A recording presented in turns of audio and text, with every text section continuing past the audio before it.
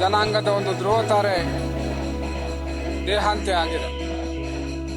ಅವರು ಶಾಮನೂರ ಶಿವಶಂಕರಪ್ಪನವರೊಂದಿಗೆ ನಾನು 2012ರಿಂದ 13 ವರ್ಷಗಳ ಕಾಲ ಕೆಲಸ ಮಾಡ್ತಾ ಇದ್ದೇನೆ.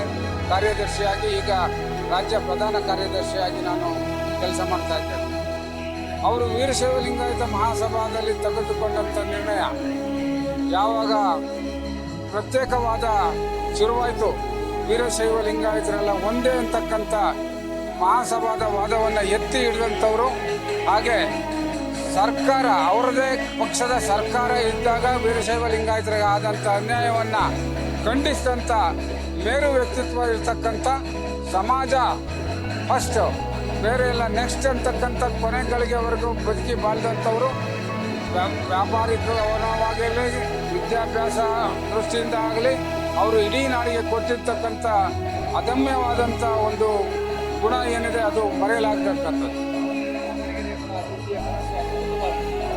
ದಾವಣಗೆರೆಯನ್ನು ಒಂದು ಬದಲಾವಣೆ ರೂಪವನ್ನು ಕೊಟ್ಟಂಥ ಒಬ್ಬ ಪರಿವರ್ತನಾ ಮನುಷ್ಯ. ಹಾಗೆ ದಾವಣಗೆರೆನೇ ಅಲ್ಲ, ಇಡೀ ವೀರಶೈವ ಲಿಂಗಾಯತ ಸಮಾಜಕ್ಕೆ ಹಾಗೂ ಸಮಾಜಕ್ಕೆ ಅವರು ಅನುಕರಣೀಯವಾದಂಥ ಮನುಷ್ಯ.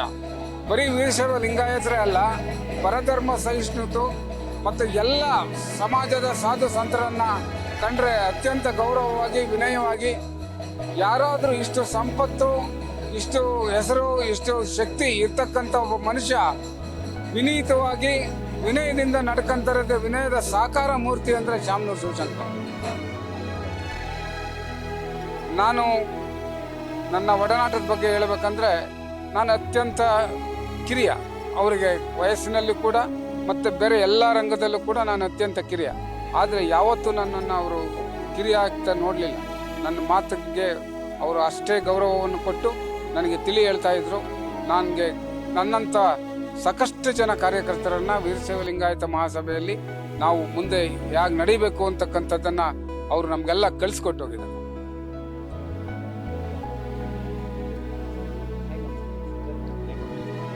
ನನಗೆ ಅವರು ನಡುವಿಲ್ಲ ಅನ್ನಿಸ್ತಲೇ ಇಲ್ಲ.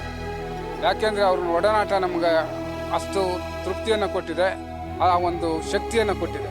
ಅವರು ನಮ್ಮಲ್ಲಿ ಭೌತಿಕವಾಗಿ ಇವತ್ತು ಅವರು ನಮ್ಮಿಂದ ಕಣ್ಮರೆ ಆಗಿರ್ಬೋದು, ಆದರೆ ಅವರು ಸದಾ ನಮ್ಮ ಹೃದಯದಲ್ಲಿ ಇರ್ತಾರೆ. ಅವರ ಮಾರ್ಗದರ್ಶನದಲ್ಲಿ ನಾವೆಲ್ಲ ನಡಿತೀವಿ ಅಂತಕ್ಕಂಥದ್ದು ನನ್ನ ಭಾವನೆ.